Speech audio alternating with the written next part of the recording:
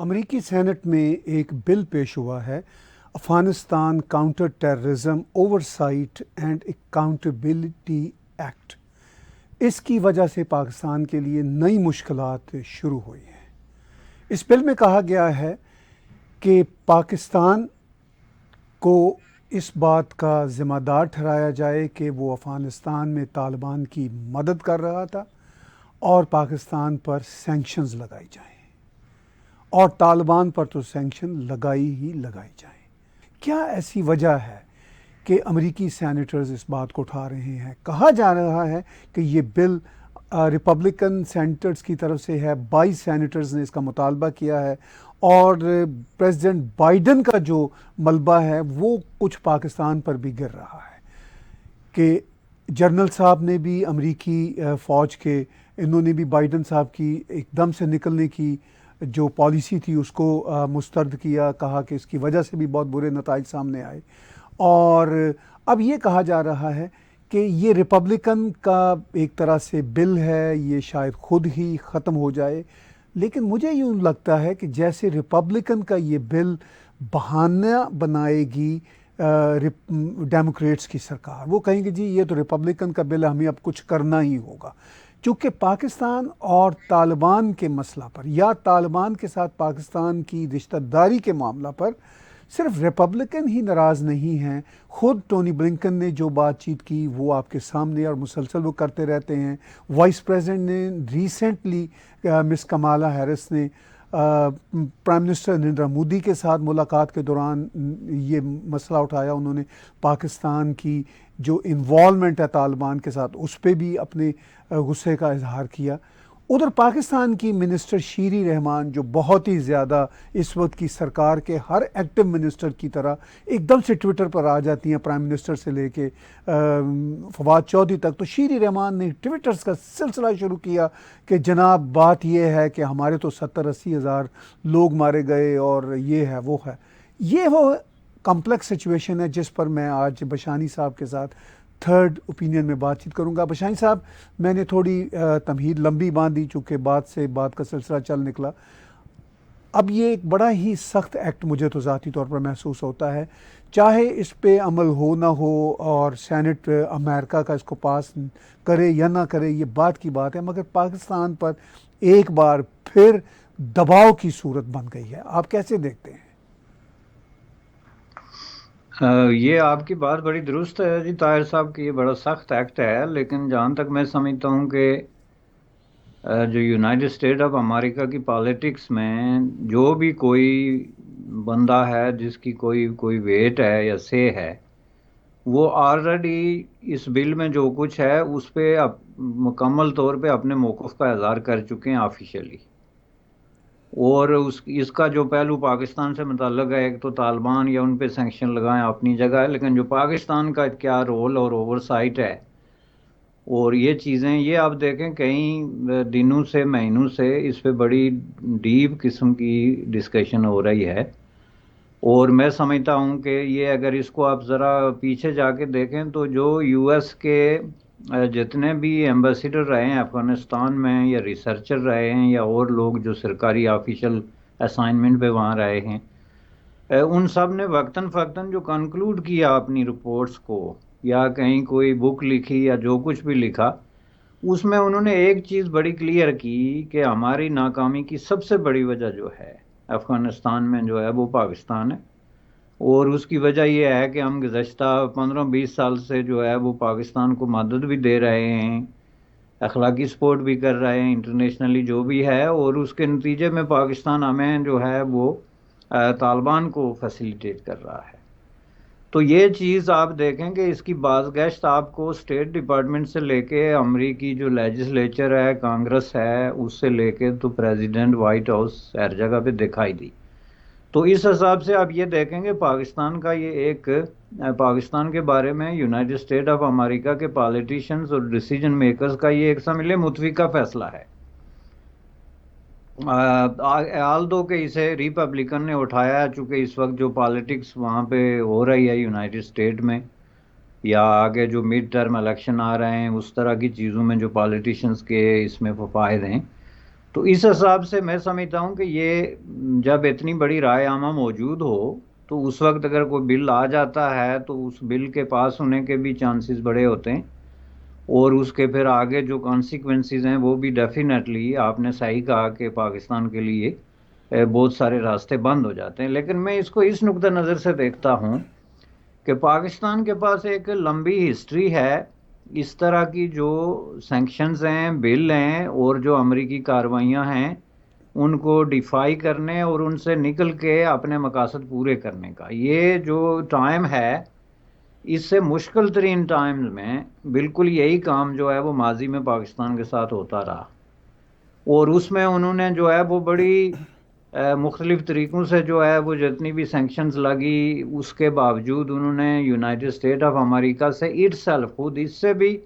और उसकी बहुत सारी एलाइज कंट्रीज से भी मदद ली, और मुख्तलिफ दूसरे जो ब्लॉक्स थे उनसे भी। तो इसको अगर इस तरीके से देखा जाए तो मैं समझता हूँ कि इसके कोई बहुत बड़े कॉन्सिक्वेंसेस नहीं होंगे, क्योंकि आज हम जिस माहौल में ये डिस्कशन कर रहे हैं उसमें ऑलरेडी एक सर्द जंग जो है, कोल्ड वार, वो स्टार्ट हो चुकी है। इसकी वजूहत मैं आपको बताता हूँ। इसकी एक बड़ी वजह ये है कि कोल्ड वार स्टार्ट हो चुकी है। पाकिस्तान जो है वो मुकम्मल तौर पे चाइना पे डिपेंडेंट है इस वक्त, और जाहिर है इन रिस्पांस चाइना भी बड़ी हद तक पाकिस्तान के लिए कोई भी बड़े से बड़ा जो है वो कदम उठाने के लिए तैयार है। अब इस तरीके से जो इन्वायरमेंट इस वक्त बना हुआ है इंटरनेशनल पॉलिटिक्स में, उसमें मसलन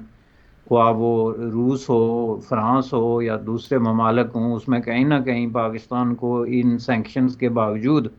इतना स्पेस मिलता है कि वो अपने जो भी उनकी फौरी ज़रूरियात हैं उनको पूरा कर सकते हैं। तो इन सब चीज़ों को अगर सामने रख के देखा जाए तो अगर ये पूरी भी हो जाती हैं तो इनके वो कॉन्सिक्वेंसेस नहीं होंगे। इसकी मैं आपको मिसाल देता हूँ उन चीज़ों की जो कि बहुत मुश्किल हालात में पाकिस्तान पे जो सैंक्शंस लगी है और जो रियली जिसको आप नाइटमेयर टाइप कहते हैं वो सैंक्शंस थी। और उनमें ज़ाहिर है कि यूनाइटेड स्टेट ऑफ अमेरिका में जिन लोगों ने सैंक्शंस लगाई, ख्वाह वो एग्जीक्यूटिव ऑर्डर्स के थ्रू हुई हैं या इस तरह बिल पेश हुआ है, उसके नतायज को आप ज़रा अगर एक नज़र देखें, जो बड़ा एक दिलचस्प इसका पहलू है, तो उससे आपको अंदाज़ा होगा कि इसको हमें किस तरह लेना चाहिए। इसमें सबसे पहले मैं आपको 1965 की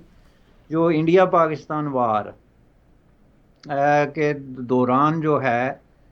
जो सैंक्शन लगी, जो कि बहुत ही एक क्रिटिकल टाइम पे सख्त किस्म की सैंक्शंस थी कि आप इंडिया के ख़िलाफ़ हमारे जो हथियार हैं, हथियार ज़ाहिर है जो है वो बहुत बड़ी तादाद में नहीं, बल्कि मैं कहूँगा 99% हथियार जो थे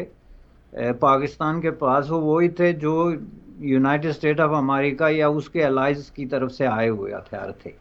तो जब आप उस पर यह पाबंदी लगा लें कि आप ये हथियार इंडिया के ख़िलाफ़ इस्तेमाल नहीं कर सकते, तो मैं नहीं समझता कि इससे ज़्यादा क्रिटिकल किस्म की कोई पाबंदी जो है वो पाबंदी जो है वो आप लगा सकते हैं। लेकिन जब ये पाबंदी उस वक्त लगाई गई तो उसके जवाब में पाकिस्तान जो है उसने 3 मुल्कों से जो है, चीन, फ्रांस और सोवियत यूनियन से जो है वो हथियार लिए। चीन से उसने T-59 टैंक, जो उस वक्त एक बहुत ही टेक्नोलॉजिकली एडवांस किस्म का एक इम्पॉर्टेंट टैंक था। फ्रांस से उसने जो है वो महराज तैयारे, और इस तरह सोवियत यूनियन से उन्होंने $30 मिलियन की नकद मदद ली। अब यूनाइटेड स्टेट ऑफ अमेरिका ने उन पे मिलिटरी इकोनॉमिक सैंक्शन लगाई थी, और ये 2 मिलिटरी एग्जांपल्स मैं आपको दे रहा हूँ, जो फ्रांस और चीन से, और प्लस जो फाइनेंशियल एग्जांपल है सोवियत यूनियन से, क्योंकि उस वक्त अभी तक सोवियत यूनियन और यूनाइटेड स्टेट के दरमियान इंडिया के दरमियान वो ताल्लुक नहीं बना था। वो ताल्लुक आगे जाके 1969 में उस शक्ल में बना के जिसमें फिर एक वाज़े तौर पे एक अलाइनमेंट जो है वो हो गई। तो उसमें आप ये देखें कि यूनाइटेड स्टेट ऑफ अमेरिका ने ये सैंक्शन लगाने के बावजूद जब पाकिस्तान ने वो हथियार इस्तेमाल किए तो उसने उस सिलसिले में कोई ख़ास काबिल ज़िक्र एक्शन नहीं लिया, और ना ही कोई इस तरह के किसी अपने एलाई को या जो भी वो अपना एक एक्सरसाइज कर सकता था लेवरेज पाकिस्तान को रोकने के लिए या इस तरह करने के लिए, वो उन्होंने नहीं किया।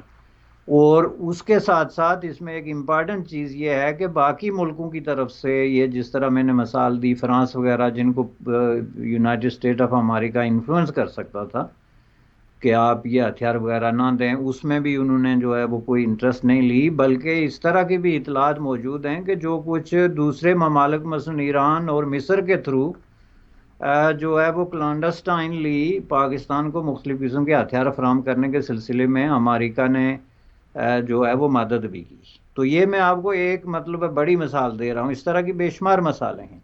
तो इनको अगर आप सामने रख के देखें तो उसमें जो यूएस प्रैक्टिसेस उभर के सामने आती हैं वो ये हैं कि एक तरफ तो आप सैंक्शन लगा दें, और जब सैंक्शन के बोझ तले जो है वो कांपना शुरू हो जाएं तो उस वक्त फिर उनसे अपनी मर्जी की बारगेनिंग शुरू करके तो आप जो है वो और तरीकों से उनकी मदद करके फर्दर उनको अपने इन्फ्लुएंस में लेके आए, जो कि ये हुआ है 1965 में। तो ये मैं समझता हूँ कि एक बहुत बड़ी एग्जांपल है कि अगर उस वक्त इन्होंने ये कर लिया तो आज तो हालात बिल्कुल ही डिफरेंट है। एक मल्टी पोलर किस्म की एक दुनिया है और जिसमें बिल्कुल अलग सेटिंग है, पॉलिटिकल लैंडस्केपिंग डिफरेंट है, तो उसमें उनके लिए मसला नहीं होना चाहिए मेरे नज़दीक। देखिए पशानी साहब, बातें तो आप जो पर्सपेक्टिव दे रहे हैं वो अपनी जगह पे सही है, लेकिन इस वक्त पाकिस्तान के लिए मुश्किलात का एक नया दौर शुरू हो चुका है। हालात वाकई मुख्तलिफ हैं और वो जो मुख्तलिफपन हालात का होना है उसको पाकिस्तान एक्सपीरियंस जो कर रहा है फॉर द पास्ट 2-3 ईयर्स वो आपके और मेरे सामने है। यानी फैटफ की जो एक तलवार लटकी हुई है। अमेरिका की सैंक्शंस तो बड़ी होती हैं पूरी दुनिया के लिए, लेकिन फैटफ की तलवार जो पाकिस्तान पर लटकी हुई है, पाकिस्तान उसको भी ठीक तरह से डील नहीं कर रहा, उससे भी परेशान है। चीन के साथ हमें बज़ाहिर तो लगता है तल्लुकात नज़र आते हैं, मगर ऑन द अदर हैंड बिल्कुल ओपन सीक्रेट्स हैं कि चाइना भी पाकिस्तान को पैसे की मदद उतनी नहीं दे रहा जितनी देता था। अरब ममालिक की पाकिस्तान को हमेशा से अमदादें मिलती थीं, वो अब बंद हो चुकी हैं। पाकिस्तान एक ऐसा मुल्क है जो बुनियादी तौर पर जिसकी इकॉनमी जो है वो गैर मुल्की अमदादों से चलती है। अमेरिका की अमदादें को गुज़िश्ता 4 साल से या 3.5 साल से बंद हैं। अब ठीक है कि सैंक्शंस जो लगाने की बात या पाबंदियों की बात या पाबंदियों पर तहकीकात करने की बात जो सेनेटर्स कर रहे हैं वो अपरेंटली इस वक्त कोई बहुत ख़तरनाक नहीं है, लेकिन जिस तरह पाकिस्तान के मिनिस्टर्स बौखला गए हैं, शीरी रहमान की ट्वीट्स का सिलसिला आपके सामने है, तो ये जो नैरेटिव है जी कि हमारा तो 70-80 हज़ार लोग मारे गए, वो बिलाशुबा मारे गए, हम भी समझते हैं, लेकिन इस जंग में कूदे क्यों थे? इमरान खान साहब बार बार कहते हैं कि जी हमें नहीं कूदना चाहिए था, तो फिर आपके पास ऑप्शन भी क्या थी? चूँकि कारोबार और मईशत तो जहाद का ही था। ये 40 साल से जहादी कारोबार ही चल रहा है, कश्मीर तक जहाद का सिलसिला चल रहा है। तो इस सारी सूरत हाल में क्या आप जिस तरह देख रहे हैं कि अब हालात बदल गए हैं, मगर मुझे तो बदलते हुए हालात में मुश्किलात और तरह की नज़र आ रही हैं, आप इसको कैसे देखते हैं? ये बात आपकी सही है कि मुश्किलात की नौयत बदल गई है, और डेफिनेटली पाकिस्तान जो है ना वो एक फाइनेंशली एक बहुत बड़ी डेंजरस किस्म की सिचुएशन में चला गया है या जा रहा है। ये FATF जस्ट एक झलक है, टिप ऑफ द आइसबर्ग जिसको आप कहते हैं, क्योंकि वो कुछ भी नहीं है अगर उसके पीछे यूनाइटेड स्टेट ऑफ अमेरिका इस तरीके से, जो मैं कहना चाह रहा हूँ कि अगर वो बाकायदा नेक नीयती से कोई सैंक्शंस लेके आएँ या पाकिस्तान को किसी तरीके से रिस्ट्रेन करने की कोशिश करें, तो ये पाकिस्तान के लिए आप यूं समझ लें कि एक डेथ वारंट टाइप चीज़ जो है वो बन के सामने आती है। लेकिन मेरे कहने का मतलब ये है कि वो इस तरह करना नहीं चाहते। वो ये जो तरमीम होती हैं या जो उनके जो क्या कहते हैं उसकी करारदादें होती हैं, वो सिर्फ अपने मकासद के लिए इस तरीके से इस्तेमाल करते हैं एक लिमिटेड, जिससे कि आगे इनको नुकसान भी, चूँकि जहाँ बाकी जगहों पे ठीक है यूनाइटेड स्टेट ने ऐसे काम किए, लेकिन पाकिस्तान की जो हिस्ट्री है उसमें बार बार उन्होंने जो बहुत बड़ी बड़ी तरामीम इस्तेमाल की हैं। जैसे मैं आपको बताता हूँ, 65 का तो मैंने जिक्र कर दिया, आप 1971 को उठा के देख लें। 1971 की जो बांग्लादेश वार थी लिबरेशन की, उसमें जब ये सिचुएशन क्रिएट हो गई तो उन्होंने कहा जी बहुत ज़्यादा ह्यूमन राइट्स वायलेशंस जो बांग्लादेश में हुई थी उनकी बुनियाद पे बिल्कुल इसी तरह जो है उन्होंने सैंक्शन लगा दी कि जी ये तो बहुत गलत हो गया और हम जनाब आपके मजम्मत करते हैं वगैरह वगैरह। लेकिन आप ये देखें कि उन्होंने आगे बढ़ के तो यहाँ तक कि इंडिया की बाकायदा मजम्मत कर दी थी उसमें। तो इससे आप यूनाइटेड स्टेट का वो एक देख सकते हैं दो रुखी किस्म की जो पॉलिसी इस सैंक्शंस के हवाले से होती है। आगे चल के आप पाकिस्तान न्यूक्लियर प्रोग्राम के हवाले से देखें, जो सबसे ज़्यादा सेंसिटिव बात थी। मैं क्यों बार बार कहता हूं कि पाकिस्तान तो बहुत ही क्रिटिकल सिचुएशन में इन इस तरह की तरामीम और करारदादों से बच निकला। ये जो शुरू हुआ था 65 से लेके जो सीरीज 71 और आगे जाके 1977 में और फिर उसके बाद 79 में, इसके पीछे जाहिर है जो अगले दो ये तरह जो सैंक्शंस थी, इसकी वजह पाकिस्तान का न्यूक्लियर प्रोग्राम था, या फ्रांस के साथ जो उनकी न्यूक्लियर डील हो रही थी प्रोसेसिंग की, चीन से जो उन्होंने मुख्तलिफ किस्म के जो है वो मिज़ाइल लिए थे, या इस तरह के रिंग जिनको आप कहते हैं वो लिए थे जो न्यूक्लियर डिवाइसेस में यूज़ होते हैं। तो वो एक बहुत ही ख़तरनाक किस्म की सिचुएशन थी जिसमें कि उन्होंने ऐलान किया कि हम पाकिस्तान पे जो है वो military as well as financial पाबंदियां जो हैं वो लगाते हैं। लेकिन उनका आपने देखा कि वन बाय वन अगर हम जाएंगे तो बहुत लंबा हो जाएगा, लेकिन हर इस तरह की पाबंदी के साथ साथ उन्होंने कोई इलीगल या अदरवाइज रास्ता निकाला जिसमें पाकिस्तान की इवन इमदाद तक भी जो है वो दूसरे माद में उनको मिलती रही। मसलन उस जमाने में जो 71 के बाद के 77 वगैरह में तो 40-50 मिलियन डॉलर इमदाद होती थी जो उन्होंने रोक दी, लेकिन उसको उन्होंने फूड और दूसरी चीज़ों के मद में जो है वो पाकिस्तान को दिया। हालांकि ये न्यूक्लियर वाला इशू बहुत ही ख़तरनाक किस्म का क्रिटिकल इशू था पूरी इंटरनेशनल कम्युनिटी के लिए। लेकिन मैं आपको बता दूं कि अगर इसमें यूनाइटेड स्टेट ऑफ अमेरिका या कोई और मुल्क सीरियसली उस सतह पे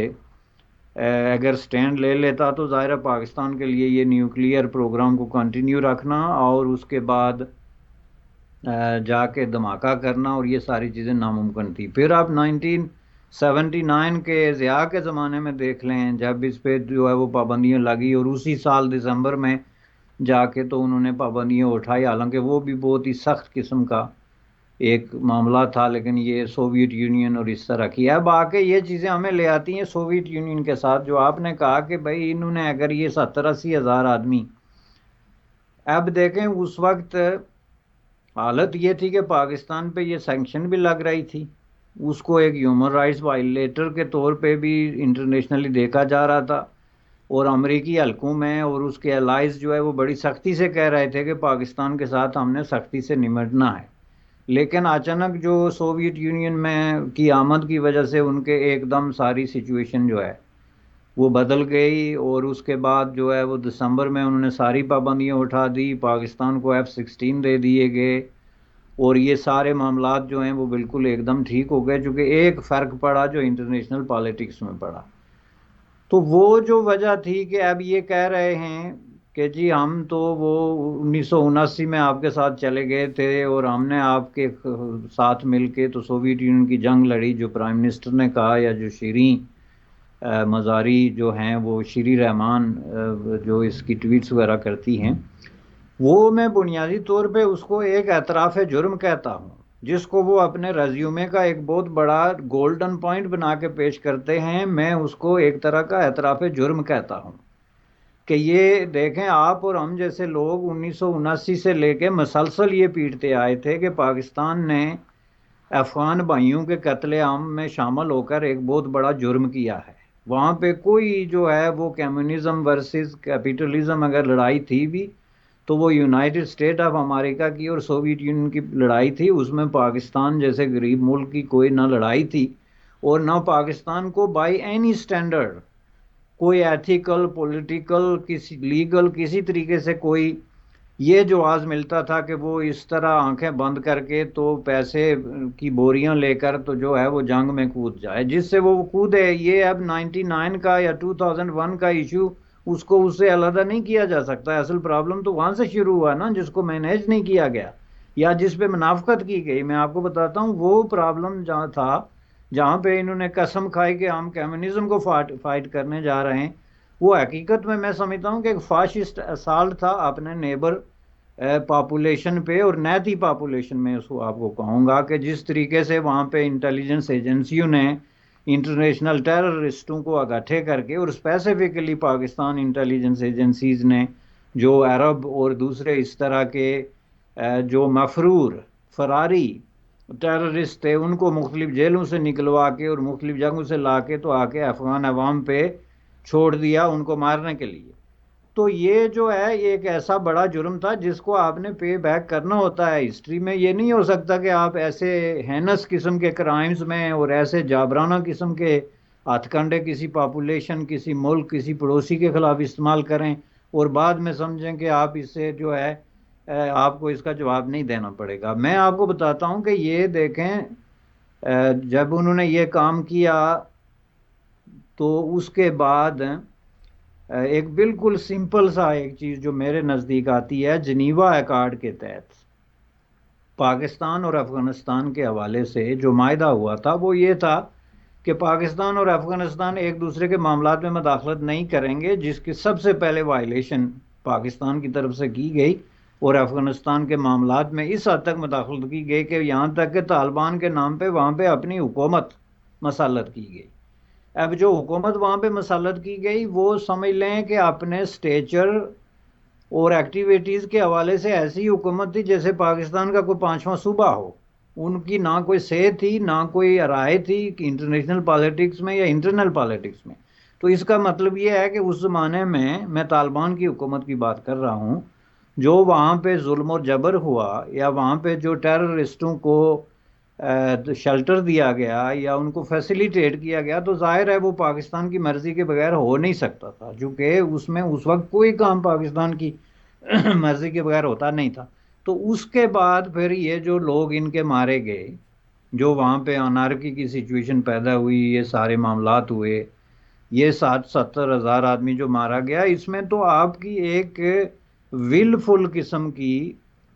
जो है वो मर्जी थी जिसकी वजह से आप इस पूरे कजिए में दाखिल हुए, जिसका ना आपका हक बनता था और ना ज़रूरत बनती थी। तो उसकी फिर आपको ज़ाहिर कीमत पे करनी पड़ी। तो इस पे अब ये कहना कि इंटरनेशनल कम्युनिटी आपको कंपनसेट करे या आपको उसका मुआवजा दे या उसके इवज आपके जो दूसरे बदतरीन किस्म के एक्ट हैं, जो खुद इवन शीरी मज़ारी की पार्टी, आप नसीरुल्लाह बाबर जो है उसका, जनरल बाबर जिसको आप कहते हैं, उसका आप सारा कैरेक्टर देख लें जो उसने प्ले किया उस वक्त की अफगान वार में और उसके बाद, उन सब को सामने रख के तो मैं समझता हूं कि इनके खिलाफ वार क्राइम के तहत मुकदमा चलना चाहिए, बजाय इसके कि ये अपने रेज्यूमे में ये पेश कर रहे हैं कि ये हमारी कोई क्वालिटी है कि हमने 70-80 हज़ार गरीब पाकिस्तानियों का कत्लेआम किया। मैं कहता हूं कि इसी स्टेटमेंट को बुनियाद बना के इसको जेनोसाइड करार दिया जाए और इनके खिलाफ बाकायदा अदालतों में मुकदमे ओपन किए जाएं कि इस खून का हिसाब दो। तो फिर इनको पता चले कि हम इंटरनेशनल कम्युनिटी से मुआवजा मांगें या माफ़ी मांगें। मुझे साहब, आपने बड़ा अहम नुक्ता उठाया कि जब ये 70-80 हज़ार लोगों की कुर्बानी का बार बार जो रेट्रिक चलाते हैं, तो उस पे क्या दुनिया को ये नहीं सोचना चाहिए कि ये खुद ज़िम्मेदार हैं, ये खुद उस जहादी कारोबार में मुलव्वस हैं जिसमें ना सिर्फ ये कि मासूम 70-80 हज़ार लोगों की जानें गई, बल्कि लाखों अफ़गान और ख़ास तौर पर पश्तून कम्यूनिटीज़ जो हैं वो बेघर हुई, डिस्प्लेस हुई। ये एक अपनी जगह पे बहुत ही शर्मनाक वाक़या है। मगर इंटरनेशनल कम्युनिटी के हवाले से जो आपने शुरू में कहा कि अमेरिका की अपनी भी हिपोक्रेसी है, उससे भी इनकार नहीं किया जा सकता। अमेरिका हमेशा पाकिस्तान के साथ ही ऑन बोर्ड रहा, 47 से लेके मैं कहूँगा 2018 तक। कभी सैंक्शन की बात करते थे, लेकिन इसके बावजूद डिक्टेटर आते थे तो अमेरिकन उनके साथ ज़्यादा अच्छे तरीके से काम करते थे, पैसे भी देते थे। कभी पाबंदियां लगा दी, लेकिन उसके साथ साथ F-16 भी दे दिए, चूँकि उनका अपना ये इसमें ही मफाद था। और इंडिया के साथ अमेरिकन के कभी भी बहुत करीबी तल्लुकात नहीं रहे सिवाय कारोबारी तल्लुकात के, लेकिन वो हम देख रहे हैं 15-20 साल से धीरे धीरे डेवलप होते होते अब वो बहुत ही बेहतर तल्लुकात हर हवाले से यूँ हो गए कि पाकिस्तान टोटली पीछे चला गया है अमेरिकन कैनवस से, और इंडिया क्वाड की शक्ल में और हर मामले में इस वक्त ऑन बोर्ड है। वो हम समझ सकते हैं। पशानी साहब, आप जो बातचीत कर रहे हैं इसके हवाले से हम फोकस करते हैं जो इस वक्त के अभी ये जो अमेरिकन सेनेट की एक तरह से जो नई एक्ट की बात है, और वो सोच रहे हैं कि भाई पाकिस्तान को भी तहकीकात का उसका निशाना बनाया जाए। और जाहिर है ये रिपब्लिकन्स ही कह रहे हैं, ये डेमोक्रेट्स नहीं कह रहे। मगर बशैर साहब, मैंने शुरू में कहा था कि डेमोक्रेट भी अपनी सुबकी जो उनकी हुई है इस तरह तेज़ी से निकलने की सूरत में, अगरचे उन्होंने निकलना था, लेकिन जिस तरह निकले हैं उससे मैस जो हुआ है, उस मैस का भी कुछ ना कुछ मलबा तो अब वो डाल देंगे। वो ये कहेंगे कि भाई देखिए, बात ये है कि हम तो अब ज़िम्मेदार नहीं है, अब तो रिपब्लिकन्स कह रहे हैं हमें कुछ करना ही पड़ेगा, तहकीकात होंगी ही। अफ़गानिस्तान और पाकिस्तान के मामले में शुरू में मैंने बशानी साहब ये भी अर्ज़ किया कि डेमोक्रेट्स भी एक तरह से एक ही पेज पे हैं सबके साथ, और आपने भी इसका जिक्र किया। तो इस सारी सूरत हाल में एक तरफ हम ये भी देख रहे हैं, आप ये भी कह रहे हैं कि इस नए एक्ट का शायद को बहुत फ़र्क ना पड़े, लेकिन दूसरी तरफ ये है कि अब वो वाले हालात नहीं है। 2018 से ख़ास तौर पर पाकिस्तान को किसी किस्म की किसी भी मद में कोई मदद नहीं मिल रही। वो जैसे कहते थे ना, कान को इधर से नहीं पकड़ना उधर से पकड़ लें, अब कान को किसी भी तरीके से नहीं पकड़ा जा रहा। अब ये सूरत हाल, ऊपर से ये जो इस तरह के प्रेशर्स हैं जिसको डू मोर कहा जाता है कि डू मोर, पाकिस्तान इससे बड़ा अपसेट होता है, तो इससे सूरत हाल तो बहरहाल चैलेंजिंग है। इसको कैसे देखेंगे आप? देखें जी, इसमें जो अहम नुक्ता है वो है जो 2017 की जो सैंक्शन थी, जिसके तहत ये पाकिस्तान पे पाबंदी और इमदाद वगैरह कर दी गई, तो उसकी वजह से अब जाहिर है कि पाकिस्तान को यूनाइटेड स्टेट ऑफ अमेरिका से कुछ नहीं मिल रहा है सिंस देन। लेकिन अगर एक जो, जैसा कि मैंने पहले अर्ज किया था कि एक ओपिनियन मौजूद है अगर इंटरनेशनल कम्युनिटी में, और स्पेसिफिकली अमेरिकन जो पावर्स के कॉरिडोर्स हैं उनमें, या उसके जो अलाइज हैं नेटो के, कि हमारी जो फेलियर है उसमें पाकिस्तान का बहुत बड़ा रोल है और पाकिस्तान को इसके लिए आंसरेबल होना चाहिए। मेरे ख्याल में इस ओपिनियन को अब वाइड स्प्रेड जो है तस्लीम कर लिया गया है, और अब इसकी एक लीगल शक्ल वो ढूंढेंगे कोई, कि अब इसकी आगे चलें, ठीक है ये ओपिनियन तो है, लेकिन अब इसको बुनियाद बना के हम इकदाम क्या करें। तो उसके लिए जो मोस्ट पॉसिबल इकदाम बनता है वो यही बनता है। इससे फ़र्क नहीं पड़ता कि ये रिपब्लिकन का बिल है या डेमोक्रेट का है। अगर इसको प्रॉपरली डिस्कस किया गया, इस पर डिबेट हुआ, तो ज़्यादा से ज़्यादा जो है हाउस के अंदर इस पर कंसेंसस डेवलप होता जाएगा। और उसकी एक वजह ये भी है कि इस वक्त पाकिस्तान जो है वो कम्प्लीटली आइसोलेटेड है। पूरी दुनिया की जो पॉलिटिक्स है उसमें आपने देख लिया, जिस तरह के अभी यूनाइटेड नेशन का वहाँ पे इजलास हुआ, और उस इजलास में जिस तरह प्राइम मिनिस्टर ने एक डिस्टेंस पे बैठ के जो है वो ख़ताब किया और वही पुरानी बातें दोहराई, जिसमें ना कोई गुड विल उन्होंने गेन की, ना किसी तरीके से कोई भी हमदर्दी जो है वो इस तरह की स्पीच या इस तरह की चीज़ों पे मिल सकती है। तो ऑलरेडी आइसोलेटेड पाकिस्तान जो बुनियादी तौर पे दीवार से लगा हुआ है, उसके लिए मैं समझता हूँ कि ये बिल बहुत ही ख़तरनाक किस्म की एक सिचुएशन क्रिएट कर सकता है, चूँकि उसमें उनकी कोई लॉबी नहीं है कि 50 वोट जो हैं वो नहीं जाएंगे या नहीं मिलेंगे या कोई इस तरह की सिचुएशन होगी, चूँकि वहाँ पे एक वन वे किस्म की इस वक्त एक कैफियत मौजूद है। अमरीकी अवाम और वहाँ के लॉ मेकर्स जो हैं या लेजिस्लेटर जो हैं, उनकी एक बहुत बड़ी अक्सरियत को इस पर सख्त किस्म का गुस्सा है, और बाकायदा जो है वो इस बात पे सख्त नाराज़ हैं कि हम जिस तरीके से भी वहाँ से निकले हैं ये अनएक्सेप्टेबल है। और इसकी जो वजूहत वो गिनाते हैं दो तीन, उनमें से टॉप वजह जो है वो पाकिस्तान को करार देते हैं, जिसके जवाब में इमरान खान साहब ने उस दिन यूनाइटेड नेशन में इतनी लंबा जो है वो सफाई पेश करना जिसको कहते हैं। अब ये जब बार बार ट्वीटें कर रहे हैं, सफाइयाँ क्या सफाई है, कि नहीं जी हम तो खुद बड़े मजलूम हैं जी, हम तो विक्टिम हैं, हमारा तो 80,000 मारा गया, हमने क्या किया। ये जी तालिबान तो आपने भी तैयार किए थे, हमने कौन से अकेले तैयार किए। बजाय इसके कि अपने आप को डिटैच करें तो वो कर नहीं सकते, चूँकि एविडेंस बहुत ओवरवेलमिंग है। जो नेक्सस तालिबान और पाकिस्तान के दरमियान कंटिन्यूसली रहा है, वो इतना ओवरवेलमिंग एविडेंस है कि उसको ये डिनाई तो कर नहीं सकते। तो इसलिए ये इसकी सफाइयां पेश करते हैं 20-20 मिनट और आधा आधा घंटा, और ऊपर से ट्वीट्स हो रही हैं कि नहीं जी हम तो वार ऑन टेरर का हिस्सा थे। अमरीकी कब कहते हैं कि आप वार इन टेरर का हिस्सा नहीं थे ऑन टेरर का? वो ये कह रहे हैं कि आप वार इन टेरर का हिस्सा, एक तरफ तो आपने डिक्लेयर किया कि हम हैं, हमसे $15 बिलियन की जो है वो पैसे लिए, इमदाद ली या जो भी मिलिट्री इकोनॉमिक मदद ली, और उसके बाद फैसिलिटेट किया तालिबान को। ये इल्ज़ाम है जिससे को वो एड्रेस करने से कतरा रहे हैं कि जो आखिरी हिस्सा इसका है कि वो इस पे बात करें कि आया हमने जो है वो तालिबान को फैसिलिटेट किया। अब इंटरनेशनल लैंग्वेज में, लीगल लैंग्वेज में, फैसिलिटेट, टू फैसिलिटेट समबॉडी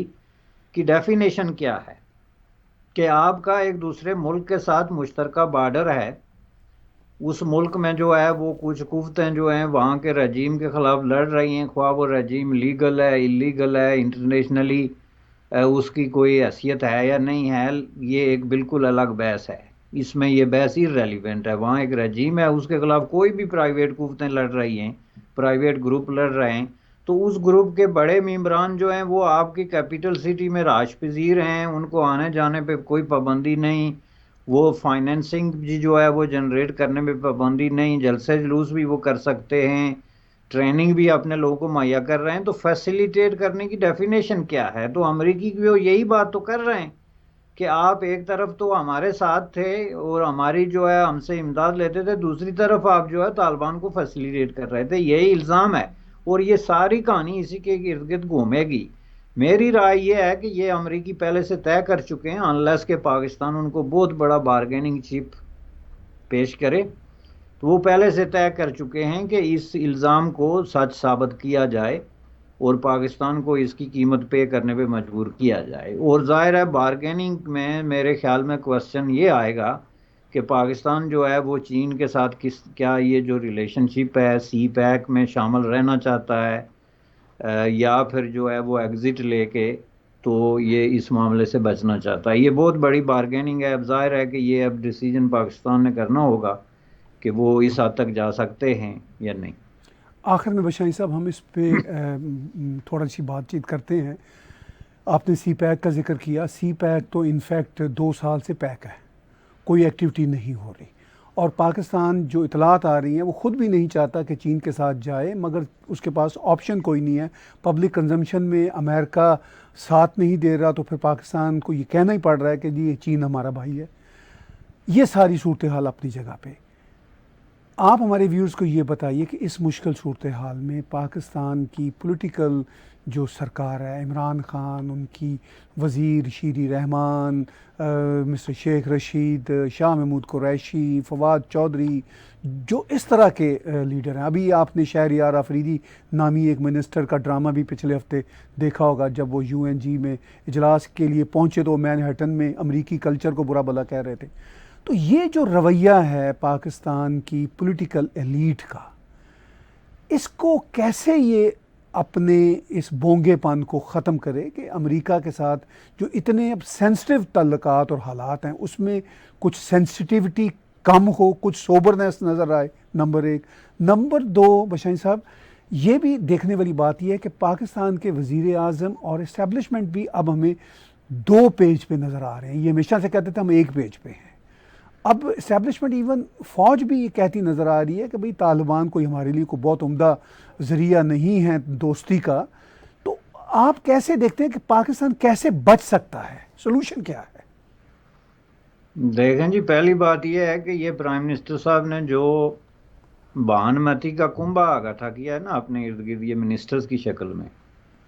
इनकी अक्सरियत जो है वो ऐसे लोग हैं जिनमें और तालिबान में कोई फ़र्क नहीं है। उसकी एक मिसाल में आपको ये जो शहरयार आफरीदी है, उनकी वो जो थिंकिंग लाउडली जो स्पीच है उनकी न्यूयॉर्क की गलियों में, वो मैं बताता हूँ कि अगर उसकी जगह कोई तालिबान होता तो वो क्या करता। यानी जो उसने जिन ख्यालात का इज़हार किया वो 100% जो है एक स्टांच किस्म के हार्ड कोर तालिबान के ख्यालात थे। जिस तरीके से उसने अमेरिका को एड्रेस किया, उसके इश्यूज को जिस एंगल से देख किया या जिस एंगल से पेश करने की कोशिश की, ये सारा एक तालिबान माइंडसेट जो है उसका अकास है। बाकी दाढ़ी भी उन्होंने रखी हुई है, ख्यालात भी वही हैं,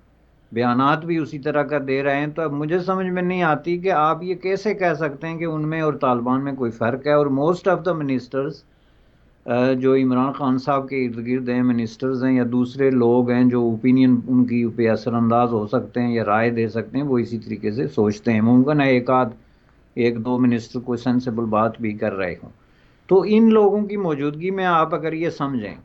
कि वो कोई बहुत बड़ा कोई वाइज किस्म का डिसीजन करेंगे, तो ये मुझे नज़र नहीं आ रहा। मैं समझता हूँ कि ये सूरत हाल को मज़ीद जो है वो फ्यूल अप करेंगे और ये कोई ऐसी हरकत करेंगे कि ये सिचुएशन आउट ऑफ कंट्रोल हो जाएगी, विच इंक्लूड्स प्राइम मिनिस्टर। मैं आपको बता दूं, चूंकि प्राइम मिनिस्टर का भी जो स्टांस और जो पोस्चर है